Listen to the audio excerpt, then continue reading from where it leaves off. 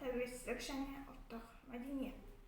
2007 жылы 13 ақпанда елбасы Нұрсұлтан Назарбаев Астанадағы бейбітшілік және келісім сарайында 3 жылға арналған мәдени мұра мемлекеттік бағдарламасын іске асыру жөніндегі қоғамдық кеңестің қорытынды отырысында 3 жылдық жұмысы қорытындыланды.